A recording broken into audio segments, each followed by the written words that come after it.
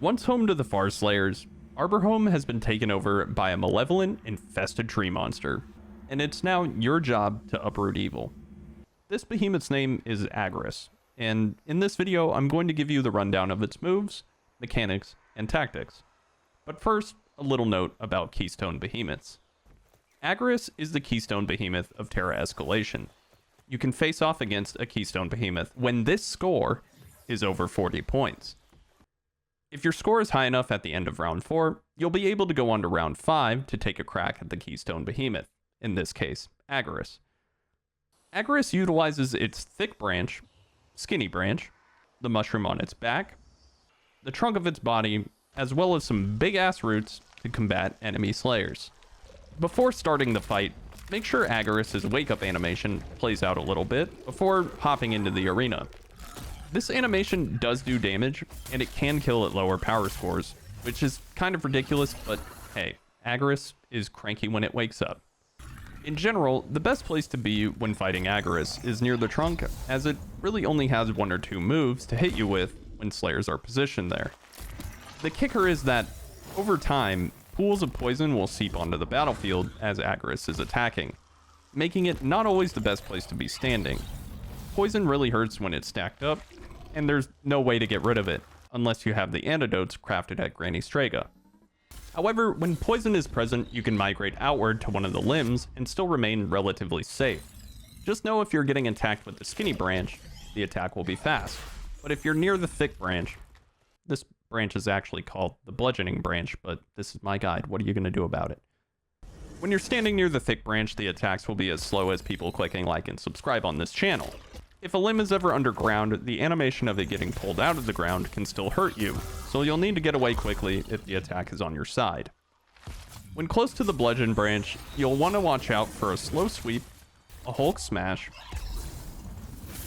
and another Hulk smash, but this time with a bonus boulder. When close to a skinny branch, you'll need to watch out for a fast sweep, a telegraphed AoE root, with the occasional poison bomb volley.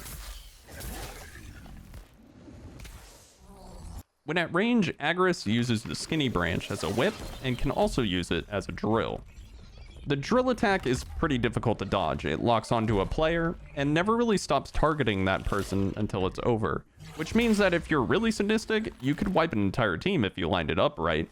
But for normal people, you'll just want to hope your dodge timing's on point. That being said, there's really only 2 reasons during this phase to be out at range: going for a mount to break mushrooms on its back, or being a repeater or warpike player out in Narnia shooting the mushrooms on its back. Agarus has 3 mountable mushrooms that provide bonus healing to its Aether Charge state, which is an entirely different phase, so I'll go over that in a sec. These mushrooms are needed for crafting Agarus' legendary weapons and armor, so you're gonna need them. And in pubs, I imagine not a lot of people knowing about this, so it's gonna have to be you. To secure a mount, keep an eye out for the skinny branch telegraph, then turn around and look for the poison pods that spawned in the arena. Leaving these to blow up will just leave a poison pool on the ground, not too threatening, but successfully destroying it creates an aether vent to get a crack at those delicious mushies. Agarus has a total of 6 severable parts, as well as some loot for successfully killing it. Those severables are the 3 mushrooms, the 2 branches, and the trunk. As mentioned before, those mushrooms provide additional healing to Agarus when in aether form, so let's talk about that. After about a minute into the fight, Agarus will retreat back to the center of the arena and bring those giant roots out again. When tethered, Agarus creates a healing aura that repels and damages slayers slightly, while also volleying massive amounts of poison orbs. This volley is passive. There are breaks in between the volleys, but you can expect them so long as Agarus is in aether mode. On top of this, you'll have to deal with several other attacks you haven't seen before. The main one being this ground shockwave that shoots boulders into the air.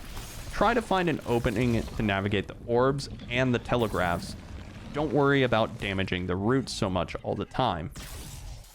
Speaking of, that's your goal. To knock Agarus out of the aether form, you'll need to sever the 4 roots by dealing damage to them. This damage done to the roots does affect Agarus's total HP, and it's actually possible to kill it through its healing if you're doing enough damage.